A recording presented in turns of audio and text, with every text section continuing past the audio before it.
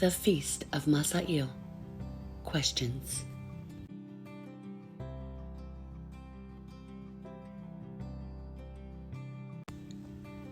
Every man of discernment, while walking upon the earth, feeleth indeed abashed, inasmuch as he is fully aware that the thing which is the source of his prosperity, his wealth, his might, his exaltation, his advancement and power is, as ordained by God, the very earth which is trodden beneath the feet of all men. There can be no doubt that whoever is cognizant of this truth is cleansed and sanctified from all pride, arrogance, and vainglory. Baha'u'llah.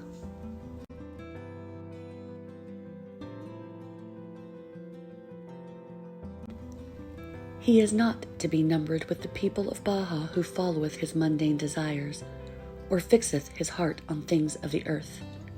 He is my true follower who, if he come to a valley of pure gold, will pass through it aloof as a cloud, and will neither turn back nor pause.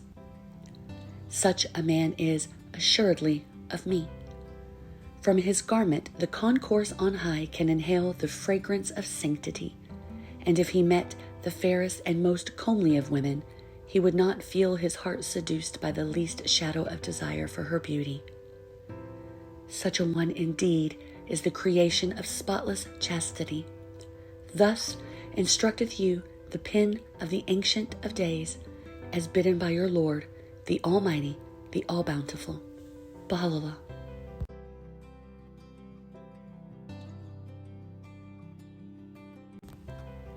How great the number of people who deck themselves with robes of silk all their lives, while clad in the garb of fire, inasmuch as they have divested themselves of the raiment of divine guidance and righteousness. And how numerous are those who wear clothes made of cotton or coarse wool throughout their lives, and yet, by reason of their being endowed with the vesture of divine guidance and righteousness, are truly attired with the raiment of paradise, and take delight in the good pleasure of God. Indeed, it would be better in the sight of God were ye to combine the two, adorning yourselves with the raiment of divine guidance and righteousness, and wearing exquisite silk, if ye can afford to do so. If not, at least act ye not unrighteously, but rather observe piety and virtue. The Bab.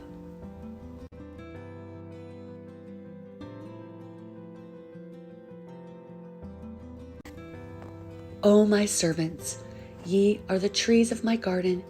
Ye must give forth goodly and wondrous fruits, that ye yourselves and others may profit therefrom. Thus it is incumbent on everyone to engage in crafts and professions, for therein lies the secret of wealth, O men of understanding.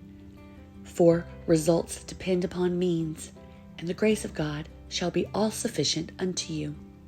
Trees that yield no fruit have been and will ever be for the fire.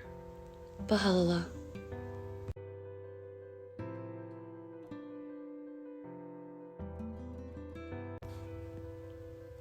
Man should know his own self and recognize that which leadeth unto loftiness or lowliness, glory or abasement, wealth or poverty. Having attained the stage of fulfillment and reached his maturity, man standeth in need of wealth, and such wealth as he acquireth through crafts or professions is commendable and praiseworthy in the estimation of men of wisdom, and especially in the eyes of servants who dedicate themselves to the education of the world and to the edification of its peoples. They are, in truth, cupbearers of the life-giving water of knowledge and guides unto the ideal way. They direct the peoples of the world to the straight path and acquaint them with that which is conducive to human upliftment and exaltation. The straight path is the one which guideth man to the dayspring of perception and to the dawning place of true understanding, and leadeth him to that which will redound to glory, honor, and greatness. We cherish the hope that through the loving kindness of the All-Wise, the all-knowing, obscuring dust may be dispelled, and the power of perception enhanced, that the people may discover the purpose for which they have been called into being. In this day, whatsoever serveth to reduce blindness and to increase vision is worthy of consideration. This vision acteth as the agent and guide for true knowledge. Indeed, in the estimation of men of wisdom, keenness of understanding is due to keenness of vision. The people of Baha must under all circumstances observe that which is meet and seemly, and exhort the people accordingly. Baha'u'llah.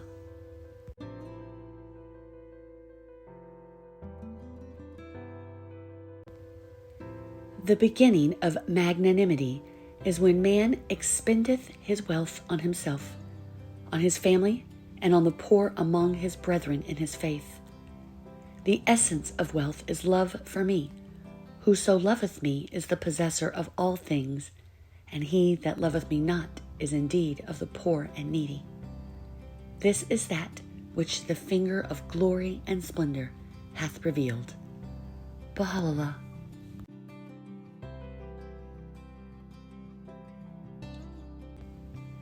O ye that pride yourselves on mortal riches, know ye in truth that wealth is a mighty barrier between the seeker and the desire, the lover and his beloved.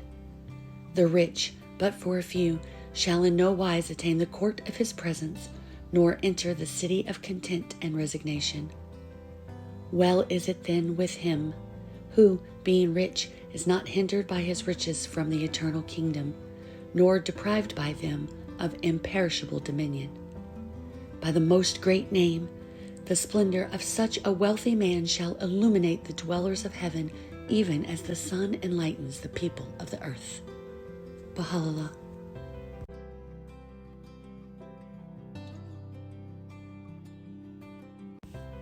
Say, rejoice not in the things ye possess. Tonight they are yours. Tomorrow others will possess them. Happy the days that have been consecrated to the remembrance of God, and blessed the hours which have been spent in praise of Him who is the all-wise. By my life, neither the pomp of the mighty, nor the wealth of the rich, nor even the ascendancy of the ungodly will endure. All will perish at a word from Him. He, verily, is the all-powerful, the all-compelling, the almighty. What advantage is there in the earthly things which men possess? That which shall profit them, they have utterly neglected. Ere long, they will awake from their slumber and find themselves unable to obtain that which hath escaped them in the days of their Lord, the Almighty, the All-Praised. Did they but know, they would renounce their all, that their names may be mentioned before His throne. They verily are accounted among the dead. Baha'u'llah.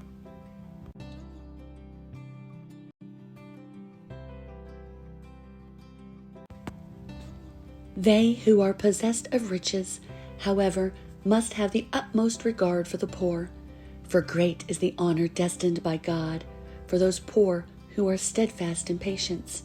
By my life, there is no honor except what God may please to bestow that can compare to this honor. Great is the blessedness awaiting the poor that endure patiently and conceal their sufferings, and well is it with the rich who bestow their riches on the needy and prefer them before themselves. Please God, the poor may exert themselves and strive to earn the means of livelihood. This is a duty which, in this most great revelation, hath been prescribed unto every one, and is accounted in the sight of God as a goodly deed. Whoso observeth this duty, the help of the Invisible One shall most certainly aid him. He can enrich through His grace whomsoever He pleaseth. He verily hath power over all things. Baha'u'llah.